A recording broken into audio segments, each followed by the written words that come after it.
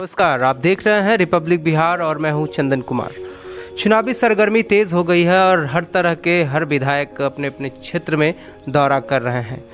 लेकिन आज हमारी टीम पहुंची है उस विधायक के यहां जिन्होंने लगातार 30 वर्ष सेवा दिया है बिहार में और आय विधानसभा क्षेत्र के बहुत ही बड़े राजनीतिज्ञ जिसे हम कह सकते हैं श्री गणेश राय जी के आवास पर। आज उनके बेटे इस क्षेत्र के लिए फिर से कुछ करना चाहते हैं। इनका नाम है अखिलेश यादव। अपने क्षेत्र में औराई विधानसभा क्षेत्र में इलेक्शन लड़ने के लिए तैयार हैं। चुनावी सरगर्मी तेज है।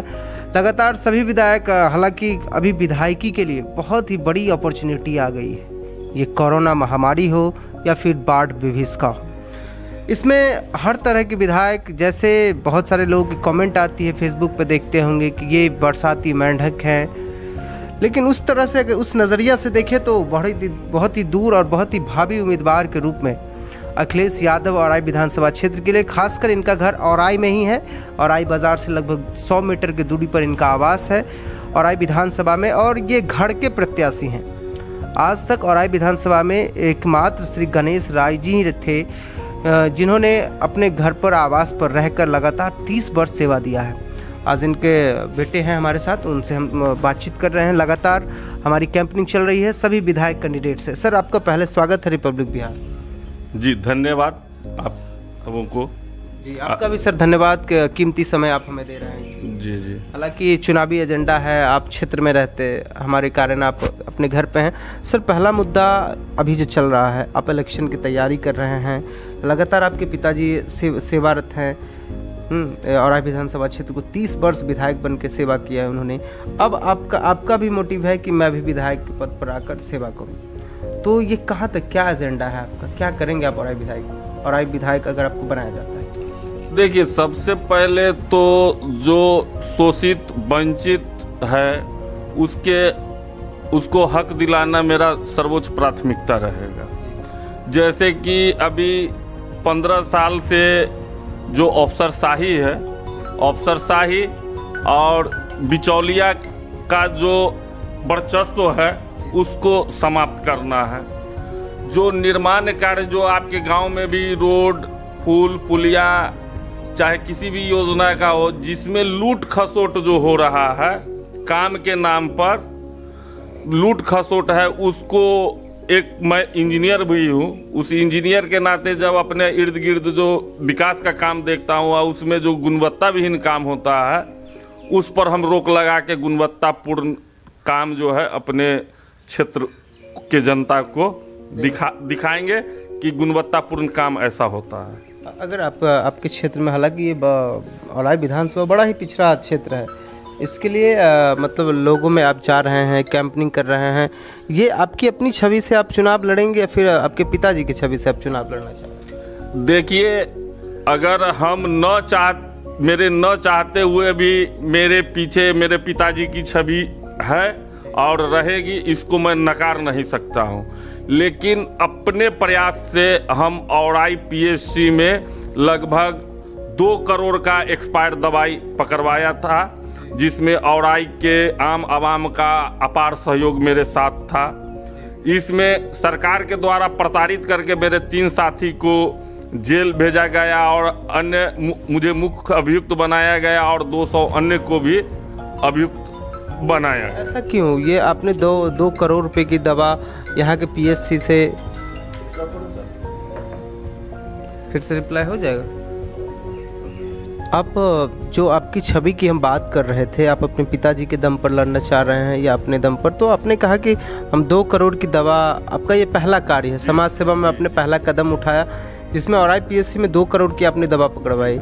इसमें आपको अभियुक्त बनाया गया, आपके कुछ साथियों को भी जेल में दिया गया। तो इससे आपकी छवि तो मान लीजिए यहाँ बनती है, अच्छी बात है, लेकिन आगे आपका एजेंडा क्या होगा? दलित, अब शोषित वंचित की आप बात कर रहे हैं, हो सकता है तो बहुत सा हर वर्ण में दलित मतलब वंचित होते हैं लोग।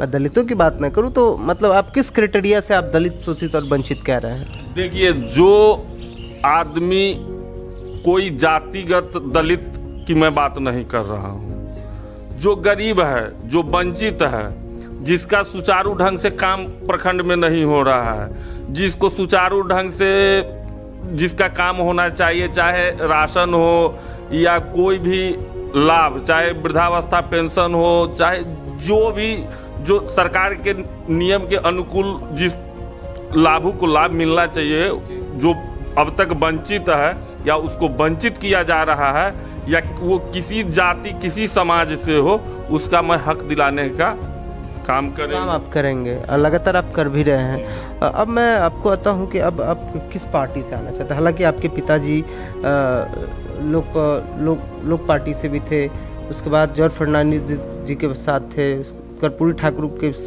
उनके साथ भी थे, बहुत सारी पार्टी के साथ उन्होंने काम किया, अच्छा मुकाम भी हासिल किया, 30 वर्ष लगातार विधायक भी रहे हैं। तो अब आप कौन सी पार्टी से आना चाहते हैं? देखिए, हमारे जितने भी सहयोगी हैं, अगर मेरा व्यक्तिगत निर्णय कुछ नहीं होगा, जो मेरे सहयोगी हैं वो जिस पार्टी से कहें, मेरे सहयोगी अगर कह दे कि आप अखिलेश जी निर्दलीय खड़ा होइए, हम लोग आपका समर्थन करेंगे, तो उसके लिए भी हम तैयार हैं। लेकिन ये मेरा व्यक्तिगत पार्टी चुनाव लड़ना, ये मेरा व्यक्तिगत विचार नहीं होगा, व्यक्तिगत निर्णय नहीं होगा। समाज का जी हाँ, व्यक्तिगत मेरा निर्णय नहीं होगा। कोई एक आदमी अगर व्यक्तिगत निर्णय से कलेक्टर बन सकता है, लेकिन व्यक्तिगत निर्णय से वो आदमी जब तक समाज के ज़्यादातर लोग उनको नहीं चुनेंगे, तब तक वार्ड मेंबर भी नहीं बन सकते। अब आप जो बहुत ही बड़ी बात आपने कही है कि आपका जो सेवा भाव है, सेवा भाव आप निर्दलीय होकर भी कर सकते हैं, आप किसी पार्टी के साथ भी कर सकते हैं। तो ये समाज निर्णय, आपके जो सहयोगी हैं, जो आपको समर्थन कर रहे हैं कि आप आइए और विधानसभा को सेवा करने के लिए, उनके निर्णय पे आप चलेंगे। अब वो जिस पार्टी के लिए बोलेंगे, आप उस पार्टी से आप आएंगे। हालांकि आप निर्दलीय भी सेवा कर सकते हैं। बहुत ही खास बातचीत हम आपके साथ कर रहे हैं। अब मैं आता हूं कि औराई विधानसभा क्षेत्र में आपके पिताजी लगातार 28-30 वर्ष रहे हैं। उनकी कार्यकलाप और उनकी छवि के द्वारा उन्होंने अपना इलेक्शन लड़ा। अब आपकी बारी आई है कि उनके द्वारा जो प्रोग्रेस किया गया है, जो विकास किया गया है, हालांकि बहुत ही पिछड़ा ये क्षेत्र है। आप मेडिकल की बात कर रहे हैं, दलित शोषित वंचित की बात कर रहे हैं, लेकिन शिक्षा की बात आप नहीं कर रहे हैं, बेरोजगारी की बात अपनी विधानसभा नहीं कर रहे हैं। आपकी क्या राय होगी कि अगर आपको विधायक बनाया जाता है, लोग आपको चुनते हैं, तो आप यहाँ के डेवलपमेंट के लिए और भी क्या करेंगे? देखिए, मेरा जो है 11 एजेंडा है, जो 11 एजेंडा जो है वो हमने तैयार किया है, और जन संघर्ष मोर्चा के बैनर तले वो 11 मुद्दा लेके हम आम आवाम के बीच जा रहे हैं। और वो 11 में है स्वास्थ्य, शिक्षा और किसान। ये तीनों बिहार में एकदम 0 लेवल पर चला गया है। आप बिहार के रहने वाले हैं, आप इस चीज़ से क्षेत्रीय हैं, आप इस चीज़ से वाकिफ़ हैं कि 3 चीज़ एकदम 0 पे चला गया है।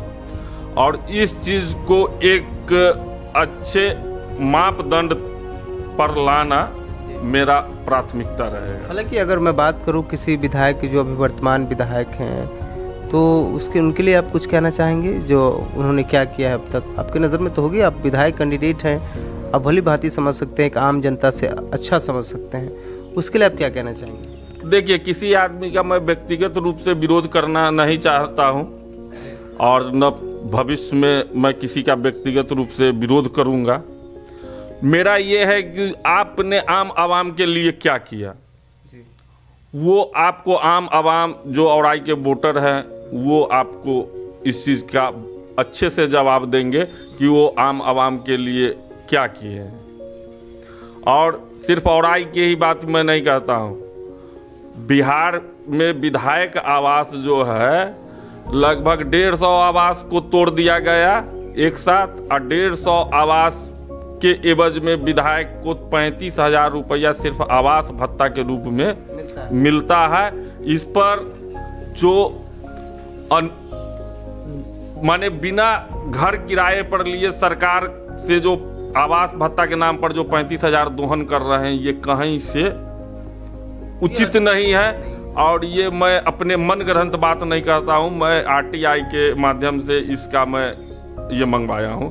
अगर आप देखना चाहें तो वो मैं आपको दिखा सकता हूँ। तो बात की बात तो हम आपके साथ हैं, हाँ। हमारे साथ तो वो देखने की बात होगी। ये इन्होंने तंज कसा है कि आप सोच सकते हैं कि जब एक विधायक सरकार को चूना लगा सकती है तो जनता के साथ क्या करनी। इनका तात्पर्य यही था, खुल के नहीं बोल पाते हैं कि हम किसी पार्टी का विरोध नहीं करना चाहते। इनका ये भी एजेंडा है कि हम विरोध नहीं करते, मैं विकास को लेकर चला हूँ और विकास करूँगा। बात आती है जब मैंने इनसे बात किया कि सुरेंद्र यादव पर या अदर किसी और विधायक पर आप क्या कहना चाहते हो, तो इन्होंने कहा कि जब 35,000 रुपये विधायक को मिलती है घर रहने के लिए किराया सरकार की तरफ से, और सब किसी विधायक के पास रेंट की उतनी कैपेसिटी नहीं है कि वो दे पाएँ, अपने घर में रहकर 35,000 का चूना सरकार को लगाते हैं, तो आप समझ सकते हैं कि जनता को कितना चूना लगाते होंगे।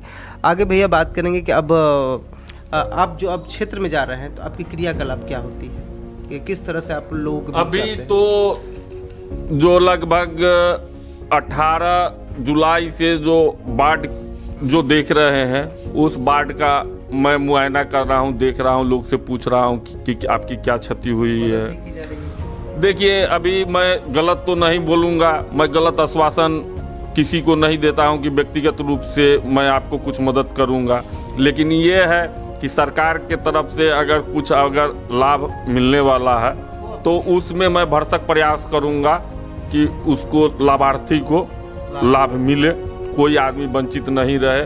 और साथ ही किसान का जो फसल बर्बाद हुआ है, मैं डीएम और प्रखंड विकास पदाधिकारी और कृषि पदाधिकारी को भी आवेदन दे के कहा हूं कि किसान के क्षति का ससमय मूल्यांकन करा के उनको क्षतिपूर्ति अविलंब दिया। ये आप अपने प्रखंड की बात कर रहे हैं, अब औराई विधानसभा के औराई विधानसभा क्षेत्र और जो भी बाढ़ प्रभावित क्षेत्र है, हाँ, ये हम जिला में जो मांग किए हैं डीएम से तो पूरे जिला के लिए किए हैं, आप प्रखंड में किए हैं तो पूरे विधानसभा क्षेत्र और प्रखंड के लिए। हालांकि बहुत सारे ऐसे विधायक हैं, बहुत सारे ऐसी पार्टी के मतलब नेता हैं जो आपके क्षेत्र में आके वहाँ पे पैसे बांटते हैं, राशन बांटते हैं, चूरा मिठा बांटते हैं, उस पर आप क्या कहना चाहते हैं?